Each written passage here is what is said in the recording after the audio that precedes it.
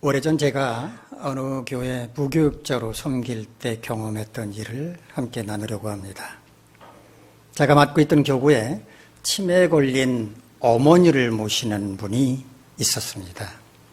제가 그 가정에 처음으로 신방을 갔을 때 치매를 앓고 계시는 그 어르신은 얌전하게 방 안에 앉아 계셨는데 정상인과 조금도 달라 보이지 않았습니다. 치매에 걸렸다고는 생각이 들지 않았습니다. 하얀 머리를 곱게 뒤로 넘겨서 비녀를 꼽았고 샤시하게 늙은 얼굴 있죠. 아주 곱게 늙은 얼굴에 홍조도 띈 그 얼굴을 보면서 마치 소녀와 같다라는 생각이 들었는데, 그런데 반전이 있습니다. 그 할머니가 저를 보더니 참 이쁘게 생겼다 그러는 거였습니다. 제가 당황해가지고 어떻게 해야 될지 몰라 하고 있는데 그 따님이 말씀을 하셨습니다. 엄마가 본래 남자를 좀 좋아하세요. 그래 저도 치매에 걸리신 어르시니까 그러려니 그렇게 생각을 했습니다. 20년 전쯤 되니까 지금보다는 예쁘게. 그래 남자 보고 예쁘다고 그러면 좀 그렇잖아요. 어쨌든 20년 전이니까 지금보다는 조금 그래도 좀 땡땡했겠죠. 그러니까 그러려니 하고 이제 넘어갔습니다. 그리고 몇 달이 흘러서 그 가정에 다시 신방 갈 기회가 있었습니다. 그런데 그때도 똑같이 처음 보는 것처럼 그 어르신이 또 저에게 말씀을 하시는 것이었습니다. 참 예쁘게 생겼다 그러시는. 따님 얘기로는 어머니의 기억이 아주 옛날로 거슬러 올라가서 소녀 시절로 머물러 있다고 말을 했습니다. 그때 생각을 했습니다. 어쩌면 저 어르신은 소녀 시절의 그 설레는 마음으로 어떤 낯선 총각을 보는 심정으로 나를 대하지 않았을까. 그래서 그 마음으로 이렇게 보니까 어르신 눈으로 봤을 땐 제가 예쁘게 생겼는지 모르지만 그래서 설레는 마음으로 예쁘게 생겼다 그렇게 얘기하지 않았을까 하는 생각이 드니까 굉장히 안쓰럽더라고요. 치매라고 하는 한자를 보면 어리석을 맵니다. 사회생활을 영위하는 데 필요한 정신적인 능력, 기억, 언어, 판단력 등의 기능이 감소해서 일상생활을 제대로 수행하지 못하는 상태를 질병의 언어로 치매라고 합니다. 치매에는 알츠하이머성 치매가 있고요. 중풍 등으로 인한 혈관성 치매가 있다고 합니다. 저는 가끔 이런 생각을 해봅니다. 정말 잊어버리고 싶은 고통스러운 과거가 있을 때 치매 환자처럼 그 기억을 아주 통째로 잊어버릴 수 있다면 얼마나 좋을까라는 생각을 합니다. 만약 그렇게만 될 수 있다면 원수도 사랑할 수 있지 않겠습니까? 원수인지 아닌지 기억이 안 나니까 원수도 사랑할 수 있을 것이고 나를 배신했던 사람에게도 아무런 감정 없이 손을 내밀면서 친하게 지낼 수 있지 않을까 하는 생각이 듭니다. 지금은 아마도 문화가 달라질 거라고 저는 생각을 합니다만은 제가 직장 생활을 한 지 너무 오래됐기 때문에 잘 현재 상황은 모릅니다만은 옛날에 제가 직장 생활할 때 연말이 되면 망년회라는 모임을 가졌습니다. 망년회, 잊을망, 해년, 모일회. 한 해 동안에 있었던 모든 괴로운 일들을 잊어버리자라는 그런 모임이 바로 망년회였는데 함께 모여서 먹기만 하면 좀 재미가 없죠. 마시고 또 여흥을 즐기면서 한 해 동안의 회포를 푸는 자리가 바로 망년회였습니다. 망년회는 회사 전체로 가질 때도 있었고요. 부서별로 쪼개서 이렇게 가질 경우도 있었습니다. 오늘 우리가 드리고 있는 이 송구영신 예배도 우리나라만의 독특한 문화 가운데 하나입니다. 연말연시를 맞아서 거래를 쏟아내지 말고, 쏟아낸다는 게 조금 표현이 그러니까 배회하지 말고 차분하게 교회에서 예배를 드리면서 새해를 맞이하자라는 경건한 의도에서 시작된 것이 바로 송구 영신 예배입니다. 송구, 한자말이죠. 옛것, 즉 지나간 한 해는 떠나보내고 영신, 새것, 즉 새로운 한 해를 맞이하자라는 의미니까 망년회와 그 의미가 맞닿았다고 할 수도 있겠습니다. 가수 소른도 씨가 부른 다 함께 차차차라는 가요가 있습니다. 작곡가 이호섭 씨가 곡을 만들었고요. 작사가 김병골 씨가 노랫말을 썼는데 이 시간 우리 한번 신나게 불러볼까요? 지금 몇 분이 눈이 동그래져가지고 저 목사님 아무래도 치매 얘기하더니 치매 걸리신 것 같아. 오전부터 시작해서 무슨 대중가요를 자꾸 이렇게 부르자고 하시는가? 그러실 것 같아서 부르지는 않겠습니다. 대신 가사만 소개해드리겠습니다. 어차피 잊어야 할 사람이라면 돌아서서 울지 마라. 눈물을 거둬라. 내일은 내일 또다시 새로운 바람이 불 거야. 근심을 털어놓고 다 함께 차차차. 슬픔을 묻어놓고 다 함께 차차차. 차차차 차차차. 잊자 오늘만은 미련을 버리자. 울지 말고 그래 그렇게 다 함께 차차차. 이 노랫말을 쓴 김병골 작사가는요, 국민의 창곡이라고 그러던데, 어쨌든 안동역에서라고 하는 그 노래의 가사도 썼다고 합니다. 다 함께 차차차라는 노래는 마치 한 해를 보내는 망년의 자리에서 불러야만 할 것 같습니다. 2023년 토끼띠 해인 계묘년을 떠나보내고 새로운 2024년 용띠해 갑진년을 맞아야 할 오늘 이 시간에 드리는 송구영신 예배를 통해서 우리는 하나님께 어떤 은혜를 간구해야 할까요? 오늘 본문의 말씀을 묵상하면서 함께 생각해 보도록 하겠습니다. 오늘 본문은 형제들의 시기와 질투를 받던 요셉이 그들에 의해서 애굽 땅에 노예로 팔려가 그야말로 산전수전 다 겪다가 마침내 애굽의 총리가 되었을 때의 이야기입니다. 성경에는 많은 인물들이 등장하지만 그 많은 인물 가운데 요셉만큼 드라마틱한 인생을 산 사람도 드물 것입니다. 요셉은 이스라엘 역사에서 정말 중요한 인물 가운데 한 사람입니다. 만약에 요셉이 없었더라면 이스라엘 민족은 지구상에서 영원히 사라지고 말았을지도 모르기 때문입니다.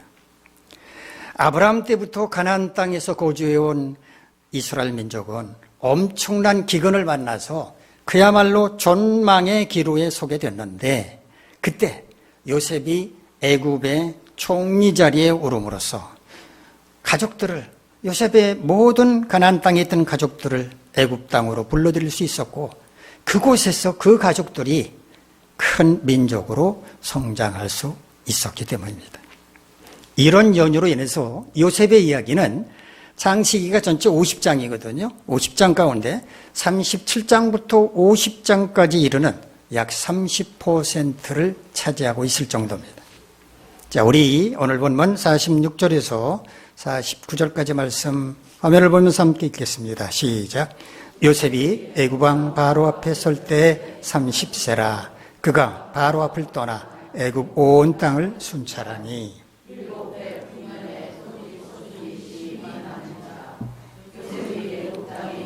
그 7년 공물을 거두어 각 성에 조장하되 각 성읍 주위에 밭에 곡물을 그 성읍 중에 쌓아두매 쌓아둔 곡식이 바다 모래같이 심이 많아 세기를 그쳤으니 그 수가 한이 없었음이었더라.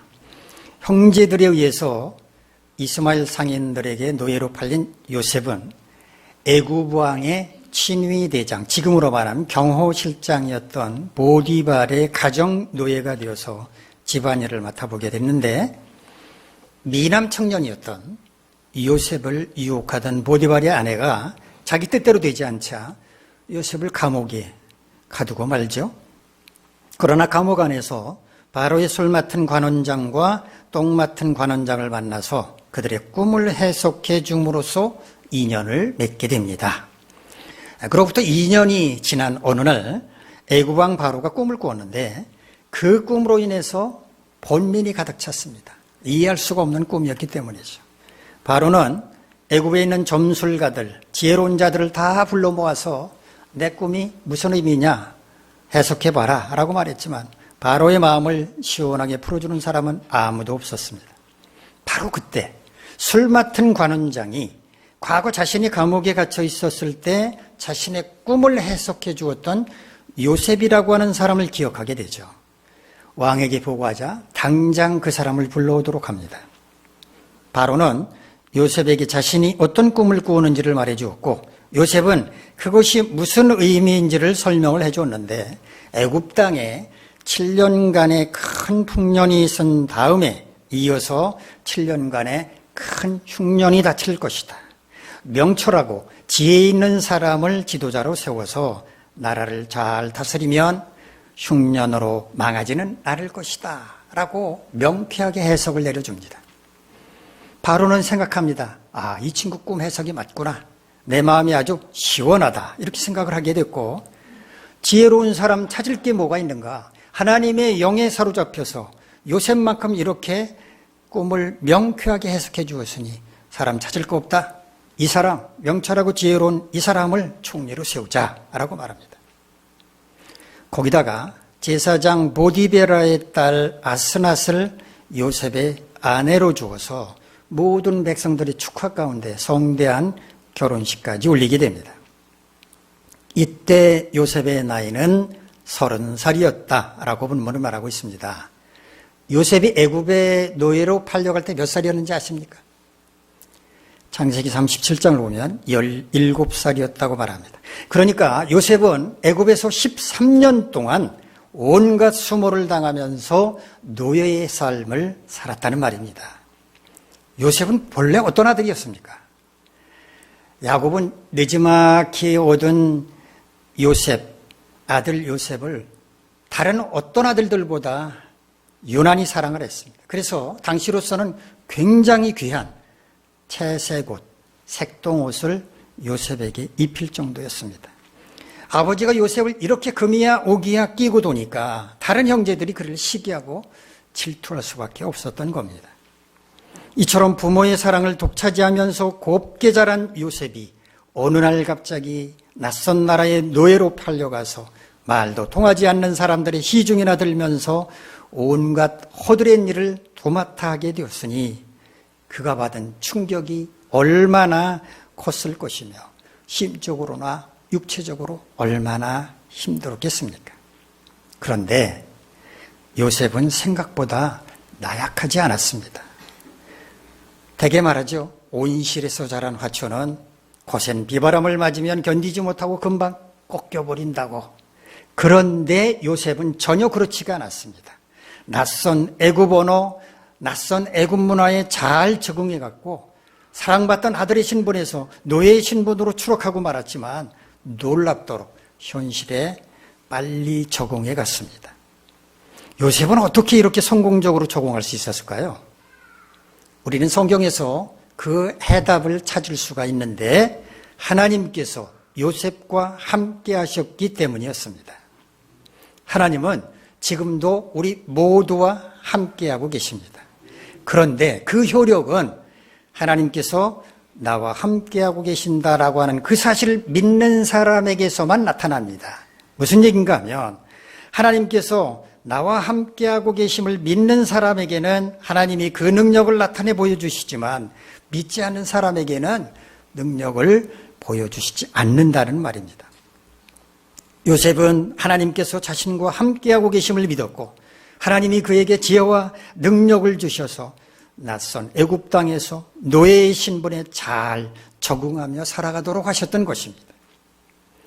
하나님의 은혜로 애굽의 총리 자리에 오른 요셉, 바로 앞을 떠나서 애굽 온 땅을 순찰했다고 오늘 본문은 말하는데 순찰한다라고 보니까 히브리어는요 아바르란 말인데 통과하다, 지나가다, 가로지른다 이런 뜻입니다.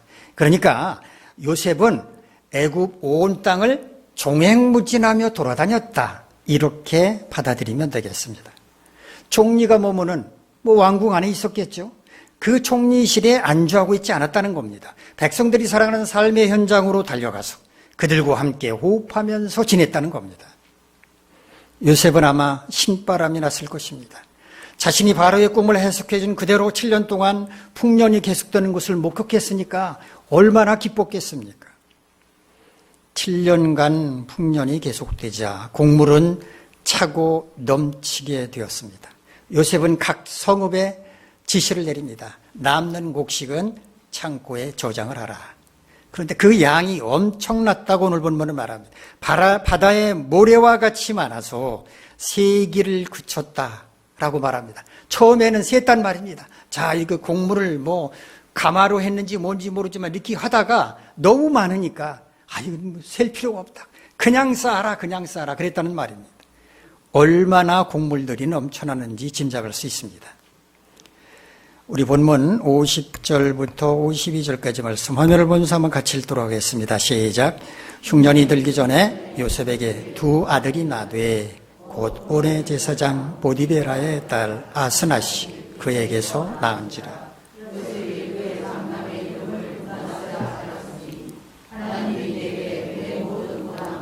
내 아버지의 온 집 일을 잊어버리게 하셨다 하니요.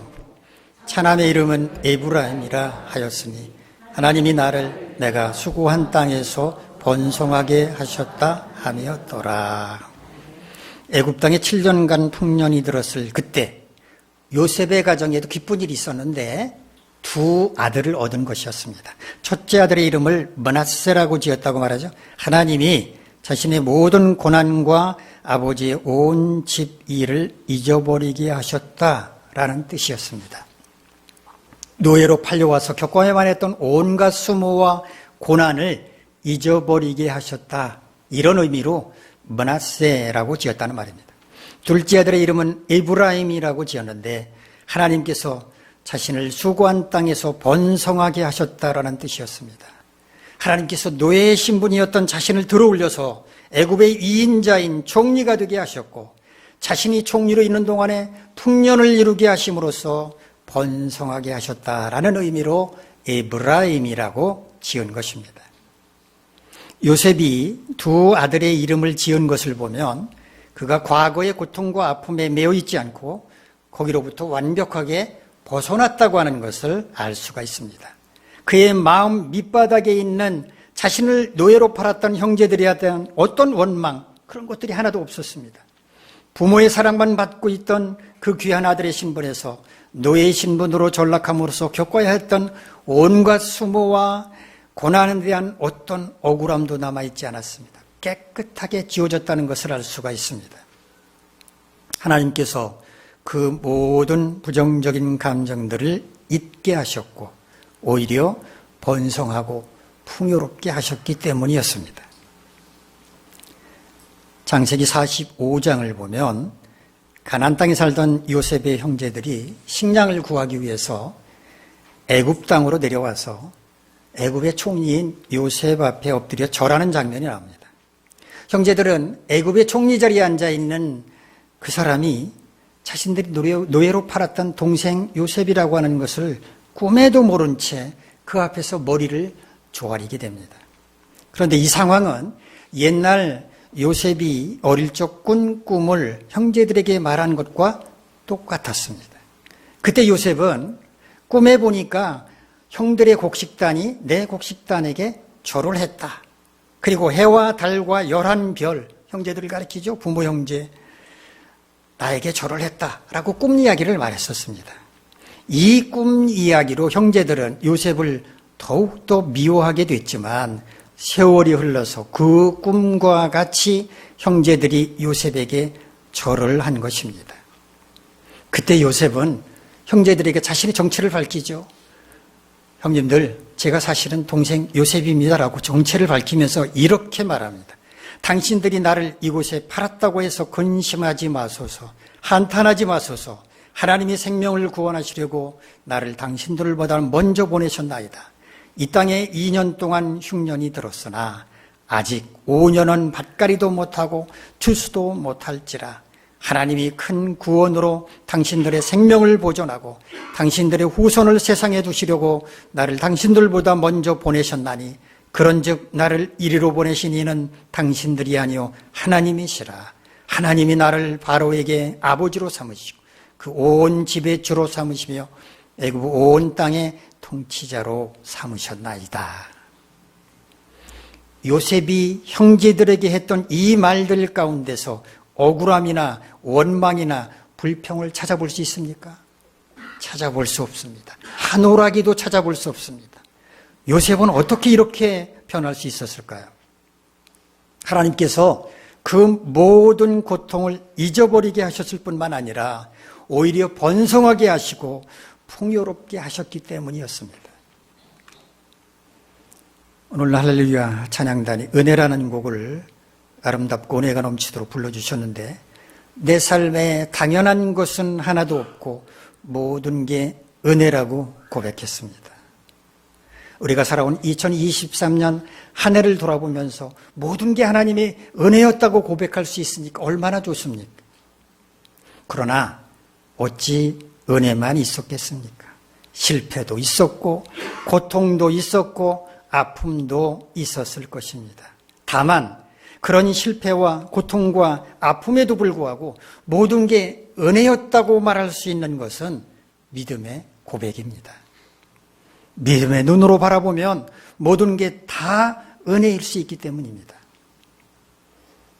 2023년을 떠나보내고 새로운 2024년을 맞이해야 할 이 순간에 우리는 하나님께 어떤 은혜를 간구해야 할까요? 저는 세 가지를 생각해 보았습니다. 첫째, 오늘 여기까지 인도해 주신 하나님께 감사할 수 있는 은혜를 내려달라고 간구해야 합니다. 감사와 불평은 마음에서 비롯됩니다. 똑같은 상황 가운데서도 어떤 사람은 감사하고 어떤 사람은 불평하는 이유가 바로 여기에 있는 것입니다. 노벨 평화상을 수상한 넬슨 만델라가 감옥에 있을 때 일입니다. 그는 감옥에서 매일 분노하며 이를 갈았다고 합니다. 어느 날 변호사가 찾아와서 요즘 어떻습니까? 라고 물었을 때 만델라는 발악하듯 대답했습니다. 여긴 지옥이요. 지옥이야. 그는 날로 쇠약해져만 갔습니다. 몸과 정신이 병들기 시작했습니다. 그러던 어느 날 그는 마음을 바꿔먹었습니다. 감사하기로. 작은 빵에 감사했고 창살 너머로 푸른 하늘을 보면서 감사했고 호흡할 수 있는 것에 감사했고 비록 강제노동에 동원되었지만 일할 수 있다는 것에 감사했습니다. 어느 날 변호사가 다시 찾아와서 요즘 어떠냐고 물었습니다. 만델라는 대답했습니다. 여긴 천국이요. 그 말을 들은 변호사가 말했습니다. 감옥의 환경이 바뀌었습니까? 그때 만델라가 뭐라고 대답했는지 아십니까? 아니요. 내 마음이 바뀌었습니다. 어떤 조건 때문에 불평하는 사람, 그 조건이 충족되면 불평하지 않을까요? 그렇지 않습니다. 또 다른 조건 때문에 불평할 것입니다. 반대로 감사하는 사람은 환경이 달라져도 감사합니다. 불평만 일삼는 불평나라의 한 젊은이가 감사를 배우기 위해서 감사나라로 유학을 떠났답니다. 불평나라 사람들은 그 젊은이를 배웅하면서 이렇게 말했다고 합니다. 제발 감사를 꼭 배워서 우리나라에 와서 우리에게도 좀 감사를 좀 가르쳐 주세요. 젊은이는 감사나라에 가서 열심히 공부를 했답니다. 그래서 감사 박사 학위를 받게 되었습니다. 이제는 더 이상 감사에 대해서 배울 게 없을 만큼 감사 전문가가 된 그가 드디어 귀국하게 됐습니다. 많은 사람들이 부푼 기대를 안고 박사 학위를 받고 돌아오는 그 사람을 환영하면서 물었습니다. 소감이 어떻습니까? 그가 이렇게 말했답니다. 감사나라는요, 감사밖에 배울 게 아무것도 없었습니다. 저는 감사만 아주 징그럽게 배우다가 돌아왔습니다. 감사요? 아유, 이제 솔직히 지겹습니다. 한편 감사나라에 있던 어떤 젊은이가 불평나라로 유학을 떠났답니다. 감사나라 사람들은 불평나라로 유학 가는 그 젊은이에게 말했습니다. 부디 불평나라에 가서 그들의 문화, 그들의 역사를 배워서 그들과 우리가 좀 화목하게 교류할 수 있게 해주세요. 이렇게 부탁을 했습니다. 젊은이는 불평나라에 가서 열심히 공부를 해서 불평 박사학위를 땄습니다. 드디어 그가 귀국하게 됐습니다. 그리고 사람들이 모여서 그에게 소감을 물었습니다. 그가 이렇게 말했다고 합니다. 저는 불평나라에서 감사할 줄 아는 게 얼마나 감사한 일인지를 배울 수 있었습니다. 그 중요한 진리를 깨우쳐준 불평나라 사람들에게 진심으로 감사합니다. 감사하는 마음을 품으면 범사에 감사할 수 있지만 불평하는 마음을 품으면 매사에 불평만 쏟아냅니다. 감사하는 마음은 하나님이 주시는 은혜입니다. 그러므로 우리는 오늘 여기까지 인도해 주신 하나님께 감사할 수 있는 은혜를 내려달라고 간구해야 하는 겁니다. 둘째, 살아오면서 겪어야만 했던 고통스럽고 억울하고 슬프고 외로웠던 기억을 잊을 수 있는 은혜를 간구해야 합니다. 누군가가 우리에게 이렇게 말했다고 가정을 해봅시다. 자, 지금부터 코끼리 생각을 절대로 하면 안 됩니다. 아셨죠? 자, 시작. 그러면 그 순간부터 우리는 무슨 생각을 할까요? 코끼리 생각을 하게 됩니다. 코끼리 생각하지 말라고 한 그 순간부터 우리는 코끼리 생각을 하게 됩니다. 자, 지난 한 해 동안 우리가 살아오면서 겪어야만 했던 고통스럽고 억울하고 슬프고 외로웠던 순간들, 이젠 그 기억들을 지워버려야지. 마음먹는 순간 그 기억들은 우리의 기억에서 깨끗하게 다 사라집니까? 그 순간 다 사라져버립니까? 아니요. 더 새록새록 생각납니다. 더 선명해져서 우리를 더 고통스럽게 만듭니다. 잊으려고 노력하면 할수록 더 새록새록 기억나서 우리를 더 고통스럽게 할 뿐이라고 한다면 도대체 우리는 어떻게 해야 한단 말입니까? 우리의 힘으로는 안 되고요. 하나님께 도움을 요청해야 합니다.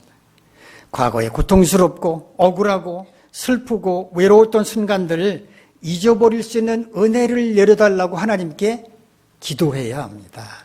기도하면 하나님께서 우리의 마음을 만져주셔서 긍휼의 마음을 품게 만드시고 용서하게 만드시고 점점 기억이 희미해지게 하시다가 아예 기억조차 나지 않게 해주십니다. 그러므로 우리는 과거의 나쁜 기억들, 그 고통들을 잊어버릴 수 있는 은혜를 달라고 하나님께 간구해야 하는 겁니다. 셋째, 우리 앞에 펼쳐주실 새해에는 우리의 삶에 풍요로움을 주실 거라고 하는 소망을 품을 수 있는 은혜를 간구해야 합니다. 우리는 미래에 어떤 일이 일어날지 알 수 없습니다. 예수님께서 마태복음 6장 34절에서 내일 일을 위하여 염려하지 말라라고 말씀을 하셨는데 이렇게 말씀하신 이유가 뭘까요? 내일이라고 하는 미래는 우리의 영역이 아니라는 겁니다. 하나님의 영역이라는 겁니다. 하나님께 속한 하나님의 영역의 일을 우리가 염려하는 것은 아무 쓸데가 없고 염려한다고 달라지지도 않기 때문에 내일 이 일을 염려하지 말라고 말씀을 하신 겁니다.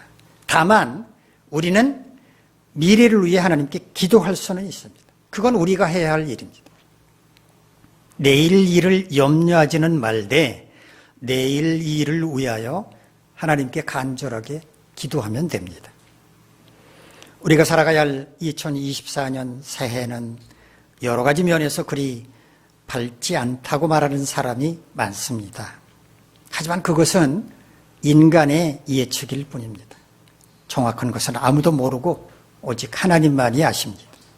다만 우리는 기도할 특권이 있으므로 기도하면 됩니다. 새해는 우리 삶에 풍요로움을 허락해달라고 기도하면 됩니다. 그런 소망을 품고 살아갈 수 있는 은혜를 달라고 기도하면 됩니다. 미국의 세계적인 성공학 연구가이며 상담가인 나폴레온 힐이라는 사람이 이렇게 말했습니다. You can if you think you can. 당신이 할 수 있다고 생각하면 당신은 할 수 있다. 긍정의 힘은 그만큼 강력하다는 말입니다. 비록 2024년 새해에 어떤 어려움이 닥친다고 할지라도 하나님께서 풍요로움을 허락하여 주실 것을 믿는다면 우리는 소망을 품고 힘차게 앞으로 나아갈 수 있을 것입니다. 사랑하는 성도 여러분, 이제 2023년은 영원히 역사 속으로 사라지고 새로운 2024년이 우리 앞에 펼쳐집니다. 이 역사적인 순간에 우리는 하나님께 어떤 은혜를 내려달라고 기도해야 할까요? 첫째, 오늘 여기까지 인도해 주신 하나님께 감사할 수 있는 은혜. 둘째, 살아오면서 겪어야만 했던 고통스럽고 억울하고 슬프고 외로웠던 기억을 잊어버릴 수 있는 은혜. 셋째, 우리 앞에 펼쳐주실 새해에는 우리의 삶의 풍요로움을 주실 거라고 하는 소망을 품을 수 있는 은혜를 간구해야 합니다. 여러분 모두 오늘 여기까지 인도하신 하나님의 은혜에 감사하고 살면서 겪었던 모든 부정적인 기억들을 주님의 은혜로 다 잊어버리고 새해에는 풍요로울 것이라고 하는 소망을 품고 새 출발하시기를 간절히 바랍니다.